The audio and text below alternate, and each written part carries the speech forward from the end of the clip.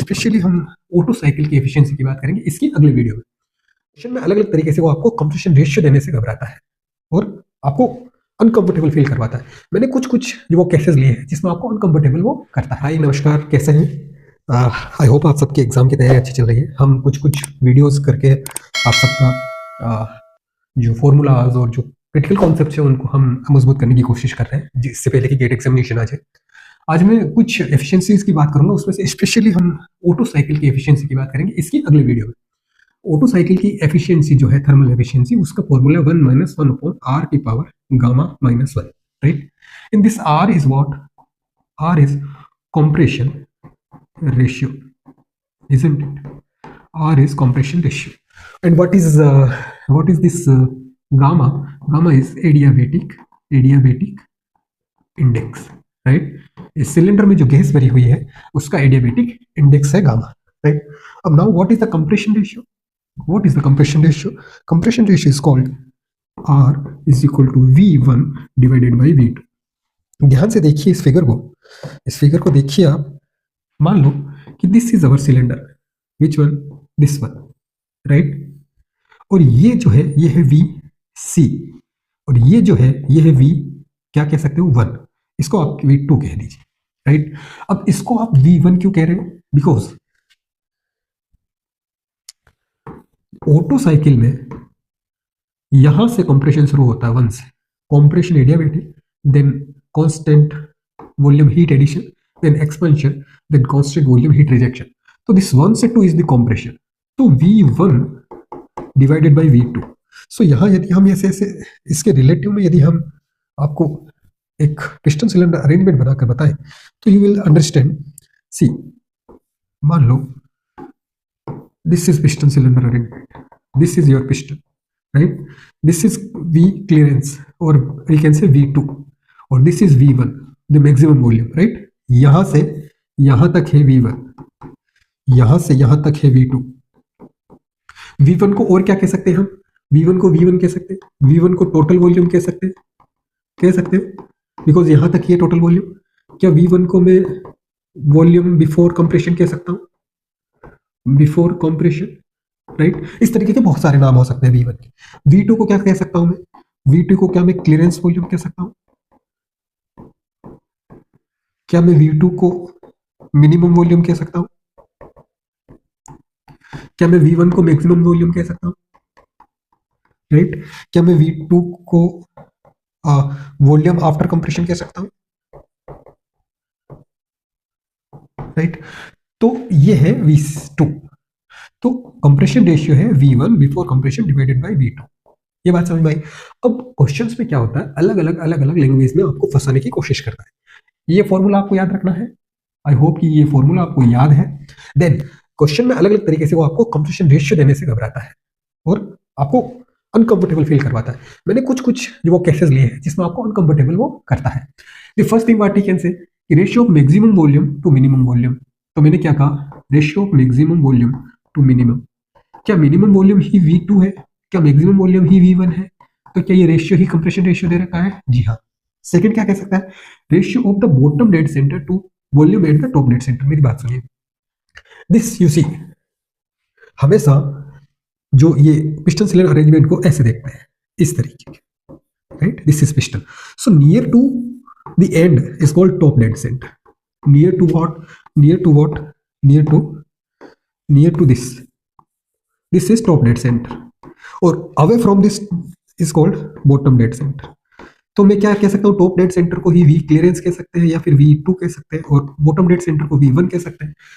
तो ये कह रहा है बॉटम यानी कि V1 डिवाइडेड बाई टॉप यानी कि V2। यही कह रहा है the ratio of the volume at bottom V1 divided by V2। क्या यही कंप्रेशन है? जी हाँ। तो डायरेक्टली कंप्रेशन स्टॉक दे रखा है।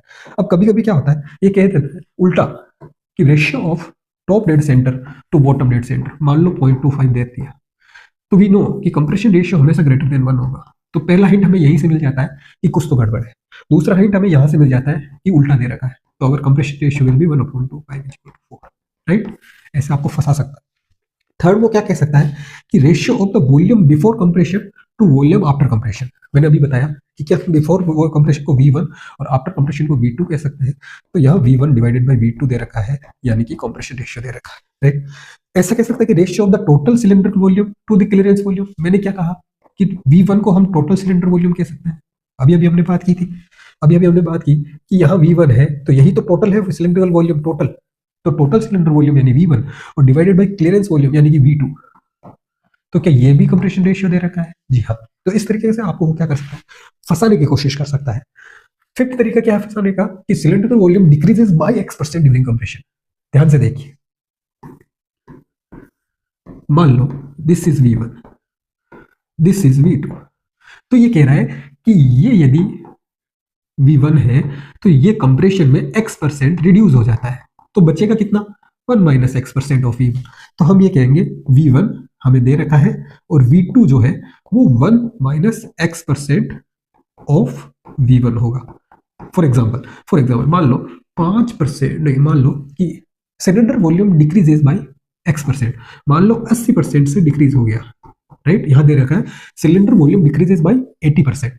तो मैं क्या कहूंगा, V2 is equal to 1 minus 0.8 of V1। देखो परसेंटेज है तो मैंने डिवाइड बाई 100 कर दिया पहले, राइट। 80 है तो डिवाइड बाई 100 यानी कि व्हाट दिस 0.8 ऑफ V1। तो क्या मैं इसको कहूँ 0.2 ऑफ V1, राइट। तो हमारा कंप्रेशन स्ट्रोक क्या हो जाएगा, R is equal to V1 upon V2।